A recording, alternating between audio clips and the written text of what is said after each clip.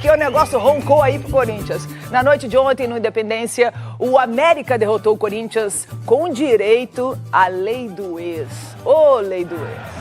Eu não gosto muito dessa história de lei do ex. Eu também não. Porque tem um monte de ex que não fazem absolutamente nada quando jogam contra o seu ex-time e ninguém fala nada. Ex é ex. Ex é ex. Ah, isso também. Eu não sou muito afeito a essa questão, porque eu tô casado com a mesma mulher há 38 anos. Mas ex é ex. E outra coisa que eu acho é o seguinte, tem um monte de ex que jogam contra o seu ex-time e não fazem absolutamente nada. Então essa lei de ex aí é estranha. O que eu acho interessante é o seguinte... Vou dizer mais, hein? Esse placar era ter sido mais de 2-0, porque o Cássio fez várias defesas muito boas e a facilidade com que o América chegava na pequena área do Corinthians... Nós temos que pensar numa coisa. Vamos lá. O Corinthians tem um elenco limitado.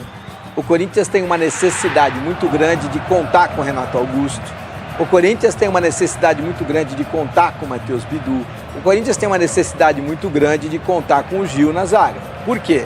Porque, veja... Gol do Danilo Avelar. Gol do Danilo Avelar, que é ex-Corinthians, né? Então, qual é a história? Você já sabe que o time é limitado. Não adianta você, porque o time tinha conquistado 2 grandes vitórias e foram gigantescas, uma contra o Fluminense e outra contra o Atlético Mineiro. Épica até, diria. Essa contra o Atlético foi épica, uma classificação para a Copa do Brasil de maneira épica. Só que é muito desgaste. Aí você se desgasta assim na quarta, como é que você vai jogar no sábado? É muito difícil. Agora, coitado do Caetano, né? Os 2 gols, ele tem participação dos 2 gols. Tem participação. Primeiro pênalti e depois ali a bola deu uma desviadinha nele ali. Mas eu te pergunto, coitado do Caetano. O Caetano é jovem e cai ali de paraquedas. Claro que o Luxemburgo achou que tinha encontrado o modelo de jogo do Corinthians com 3 zagueiros. Aí sai o Gil, que o Gil não podia jogar ontem, e aí você coloca quem? Você tem que colocar o seu substituto imediato. Aí você tem um pênalti ao seu favor, você coloca o seu melhor batedor de pênalti, que é exatamente o Fábio Santos. Mas olha e ele só, perde o pênalti. O Fábio Santos na carreira dele só perdeu 4 pênaltis no só total. 4 no total? Esse é o 4 no total. Só que é o seguinte, em 2023... ele bateu 3 pênaltis e perdeu 2. Então assim, esse ano ele tem que treinar mais. A média tá ruim. Aí tem muita coisa que... o jogo começa com essa cabeçada do Roger Guedes na trave. Então, imagine que se esta bola entra... muda. Será que muda tudo? Você vê que é o imponderável. Pode mudar como pode não mudar, mas seguramente o América ia ficar mais assustado. Eu também acho. Não se esqueçam que o América anda muito assustado porque estava na zona do rebaixamento numa situação catastrófica, que era a situação de jogar 8 partidas e só ter 4 pontos. Tinha uma vitória e um empate. Agora foi a 7 pontos, dá uma respirada. Tá no rebaixamento ainda? Tá, mas já dá uma respirada. Mas é a pior defesa do campeonato. Agora, toma muito gol. Agora imagine que no comecinho da partida, o Roger Guedes faça esse gol. O emocional, Glenda, ele é muito importante. Claro que quando você está falando de um esporte como o tênis, o emocional é mais importante no tênis do que o emocional é no futebol. Mas, porque é um esporte individual, você tem mais tempo para pensar e só depende de você. Então o emocional é muito pesado. Agora, no futebol, ele também é pesado, porque o coletivo ali, o coletivo tá todo um olhando pro outro se aquela bola do Roger Guedes entra. Todo mundo, será que vão perder de novo? Até porque a gente sabe que nesses 10 primeiros minutos de jogo, né, gente, cada um vai estudando como é que uma equipe tá jogando. E aí depois é que a coisa desanda. Mas assim, se você leva um gol aos 6 minutos do Roger Guedes do Corinthians, você tem que jogar de uma forma diferente. E você vai ter que mexer nisso. Você vai se expor mais, mas você vai ter que mexer nessa forma tática de jogar muito rapidamente. Né? Você tem que se expor mais, aí você corre mais. Quando você se expõe mais, você corre mais riscos, né? Então, hoje o futebol é muito interessante, porque as pessoas têm mania, Elia, mas você pega no pé de A, de B ou de C. Não. Hoje, uma hora a gente vai colocar aí a vitória do City diante do Manchester United. E eu fiquei assistindo esse jogo sem som, com o caderninho na mão, para entender como é que eu poderia elogiar o Pep Guardiola. Porque eu tenho que elogiar o Pep Guardiola. Gente, não, eu tenho que elogiar. Eu tô vendo. Senhoras e senhores, eu tô vendo. Ele vai elogiar o Pep Guardiola hoje. Eu vou deixar esse elogio mais pra frente. A gente vai ter os gols e mais pra frente eu vou elogiá-lo. Mas fiquem com isso na cabeça. Hoje eu vou elogiar o Pep Guardiola. Mas não é porque eu mudei.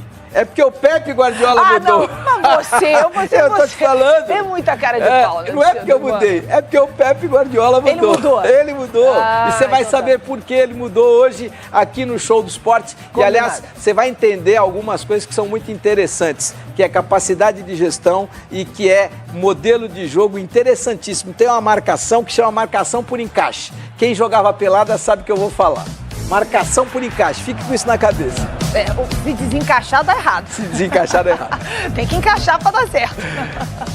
No último fim de semana teve Meet Cup e o palco da terceira. Ele não criou nenhuma oportunidade para fazer isso. É claro que a fase não ajuda em nada, né? Ele realmente está numa fase de baixa confiança e tal. Mas o jogo proposto pelo Corinthians também não ajuda ele. Eu fui, antes desses 2 últimos jogos que o Corinthians desempenha bem, Fluminense e Atlético Mineiro, fui procurar para ver quando que tinha sido o último gol do Yuri Alberto em contra-ataque com muito campo para correr, praticamente do meio de campo até chegar na área e marcar. E foi em novembro do ano passado, que ele ficou tão distante do gol assim, de pegar essa bola e ter muita distância para correr, perto do meio de campo, né? Da linha do meio de campo. Então ele tem essa dificuldade de não ter uma aproximação também e ficar só ele no mano a mano com o zagueiro, muito campo para correr. Agora, ele está tendo oportunidades mais perto do gol e não está marcando, né? Então acho que são 2 coisas que a fase dele corrobora para as coisas não acontecerem. Tem um erro, tem muita gente... é isso que eu ia falar. Tem muita gente já o tratando como bonde, mas ele é muito bom jogador. Não, e ele já mostrou isso no Corinthians, né? O Corinthians só fez o esforço que fez porque ele mostrou que o Internacional era melhor do que ir atrás de outro jogador, sendo que tinha alguém ali correspondendo. Em algum momento, e o Vanderlei Luxemburgo é muito experiente para isso, se ele perceber que a coisa está ficando feia, acho que sim, vale descansar. Vale iniciar uma partida no banco. Ele fez isso uma única vez. E ameaçou fazer um outro jogo. E teve até entrevista um pouco antes e tal, né? Pode ser que esse dia esteja voltando. Que não tem muito pra quem descansar, né? Mas aí você tem, dependendo do jogo, por exemplo, Del Valle, você tem um Roger Guedes que corre muito em direção ao gol, né? Você pode utilizar. Centralizado? Se dependendo, ou solto. Joga o Renato pra Augusto. Onde ele tiver. O Renato Augusto de Roger Guedes e o Roger Guedes de Yuri Alberto. Pode acontecer. E aí, ainda tendo o Renato Augusto sendo o cara do passe, né? Sim. Eu acho que isso pode acontecer. Agora, esse é o tipo de jogador que você tem que cuidar. Não mostrar pra ele que você está abrindo mão dele. Custou caro pra caramba. Exatamente por isso, né? E é um menino muito jovem. O Yuri tem 21, vai fazer 22 anos agora. Não sei se você já fez, mas 2023 é o ano em que ele faz 22 anos de idade.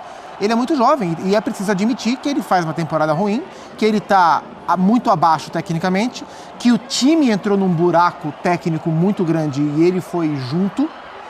Que enquanto o Renato Augusto não está em campo, o jogo dele cai bastante, como o jogo do Guedes também cai, mas o Guedes é um cara que tem conseguido pegar a bola sozinho e resolver muitas vezes. O Yuri não, mas a presença do Renato, e o próprio Guedes falou hoje, a presença do Renato impacta no jogo dos dois. O Renato Augusto voltou, titular contra o Galo, enfiou a bola lindíssima por trás de toda a zaga, o Yuri poderia ter feito o gol e perdeu o gol.